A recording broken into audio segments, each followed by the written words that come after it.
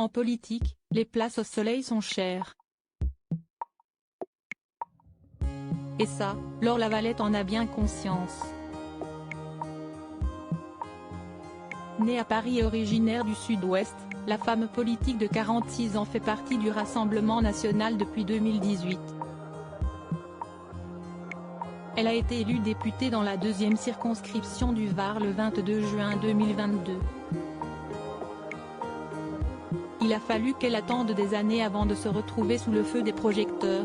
Marine Le Pen l'a en effet désignée en février dernier pour être la porte-parole du groupe de députés RN sur la réforme des retraites. Avec son franc-parler, son débit rapide et son sens de la repartie, l'ancienne conseillère municipale de Toulon sort du lot. Pourtant, elle a longtemps déplu à la chef de file du parti à cause de sa ligne conservatrice, si l'on en croit un article de l'Express, publié le 3 mars dernier. Pendant des années, elle était complètement tricarde, s'est rappelé un élu du RN originaire du Sud-Est, affirmant que Marine Le Pen ne pouvait pas l'encadrer. D'après nos confrères, Laure Lavalette était trop cato, trop sur une ligne Marion Maréchal, trop grande gueule pour correspondre à la nouvelle image du parti qu'essayait de construire la fille de Jean-Marie Le Pen. Mais le temps a passé et la mère de 5 enfants s'est conformée à la dédiabolisation souhaitée par l'ex-rival d'Emmanuel Macron.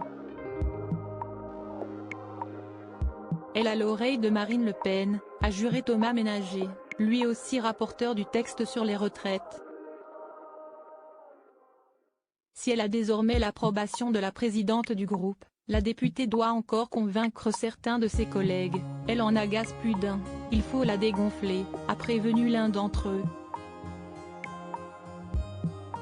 Supérieur à l'élection de Yael Braun-Pivet, la punchline de Rachel Keke.